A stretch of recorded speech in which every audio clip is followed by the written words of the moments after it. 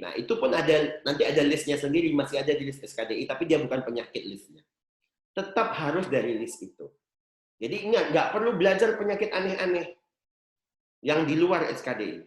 Ada satu tips dan trik mungkin dari bimbingan lain yang saya agak kritisi. Pertama, belajar dengan soal. Opsi penyakit yang ada di opsi dipelajari semua, nggak perlu. Kalau penyakitnya tidak ada di list, tak usah dipelajari. Itu akan membuang-buang energi adik-adik, dan itu tidak akan membuat, soalnya tidak akan pernah keluar. Dan itu akan membuat adik-adik jadi ragu. Karena memang banyak penyakit-penyakit yang mirip.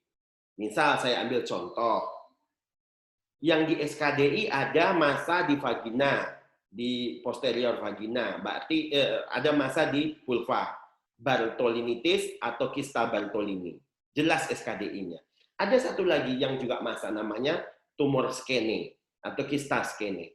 Tapi kista skene itu tidak ada di SKDI. Tetapi kalau kamu salah baca, kamu bisa jawab itu. Dan tidak mungkin pernah ada jawaban itu di soal UKBPD.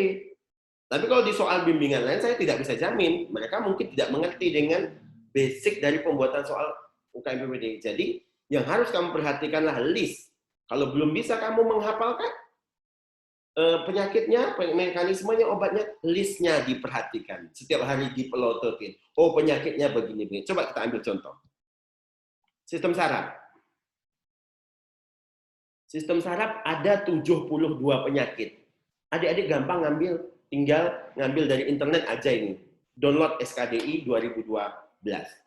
Ambil di bagian lampiran, sudah ada listnya. Jadi ini penyakit ini yang kan sudah sesuai dengan levelnya. Sudah ada. Ini tolong dipelajari dulu ini nama-namanya. Nah, yang saya katakan bahwa kami sudah membuatkan teori-teori terkait semua list ini di dalam buku yang tadi. Sudah ada teorinya. Nah, oke. Nah, ini 73 penyakit untuk sistem saraf dan 38 penyakit untuk muskuloskeletal. Ya, tidak ada di luar ini, tidak ada. Saya bisa jamin tidak ada soal di luar ini. Nah, oke. Selanjutnya, komposisi soal. Terakhir, mengenal komposisi soal. Kenapa? Ini strategi, adik-adik. Kalau kita mengenal komposisi soal, maka kita punya strategi menghadapinya. Kan kita tahu penyakitnya banyak banget. Kalau saya jumlahkan sekitar 800 penyakit ada.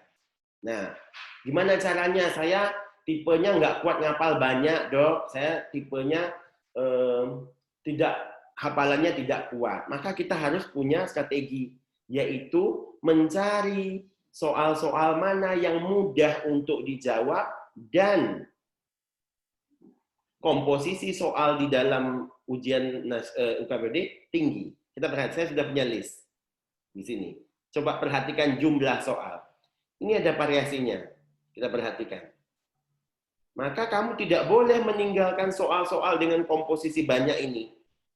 Nah, ini bahaya sekali kalau kamu sama sekali tidak tahu.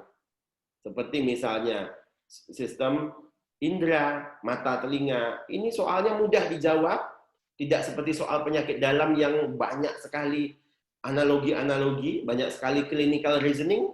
Dia tidak clinical reasoning, dia hafalan saja. Jadi boleh, ini dikuasai. Reproduksi juga sama, dia tidak terlalu clinical reasoning, harus dikuasai. Justru seperti hematologi, endokrin yang membutuhkan clinical reasoning yang tinggi dan satu penyakit itu bisa panjang sekali pembahasannya, variasi soal tinggi itu hanya sekitar 6 soal.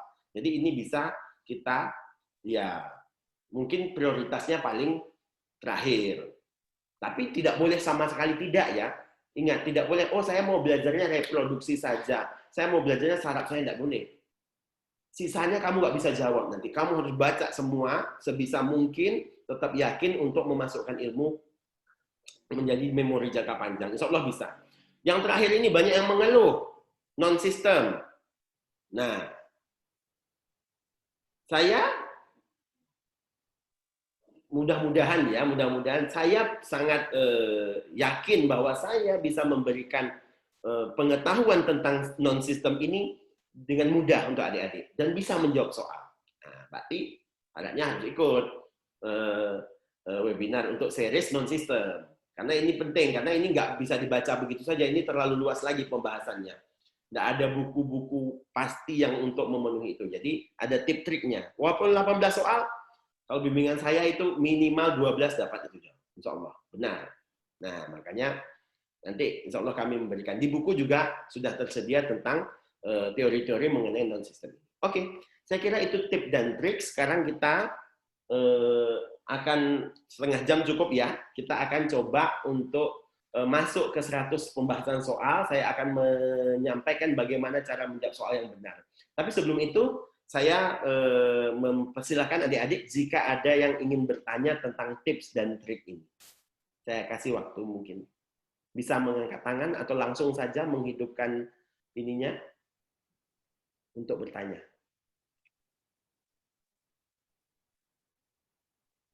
Serta kita sudah 30 ya. Oke. Silakan, ada yang mau ditanyakan?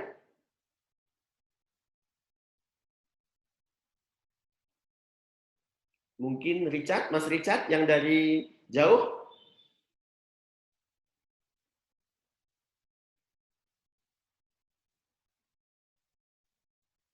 Oke, kalau tidak ada mungkin sangat jelas ya penjelasan saya, mudah-mudahan amin. Next kita akan membahas tentang penyakit yang coba saya buatkan. Ini penyakit-penyakit yang saya masukkan di pembahasan ini adalah penyakit-penyakit yang pernah, soal-soal yang pernah keluar ujian nasional. Jadi ini kita peroleh dari kita melakukan rekapan internal ya, rekapan internal untuk membuat soal. Memang mungkin beberapa soal tidak lengkap, lalu kita coba melakukan restrukturisasi soal, inti soalnya bisa tersampaikan. Jadi ini soal-soal nasional. Jadi tidak saya hanya kelola sendiri, bukan buatan bimbingan saya, adalah contoh soal nasional. Nah, oke, soal nomor 1. Gimana, ada yang mau ditanyakan?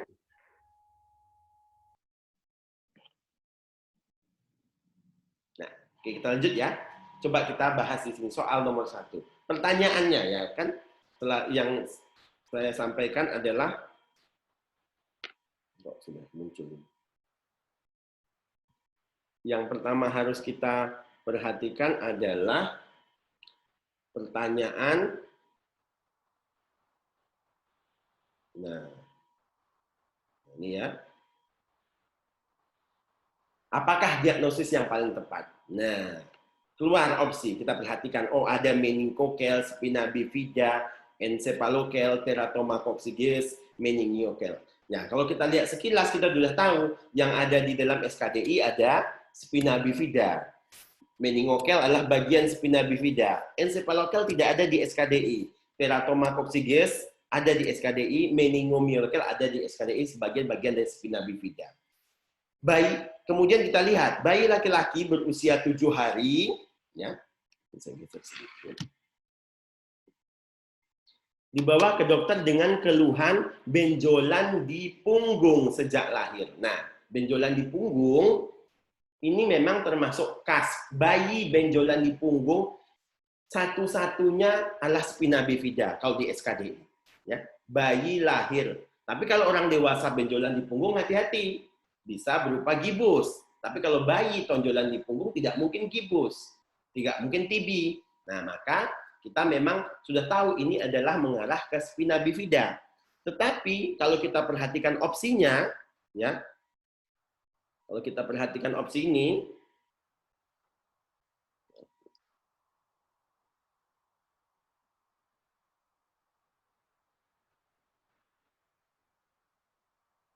nah, kok saya masih agak ini ya.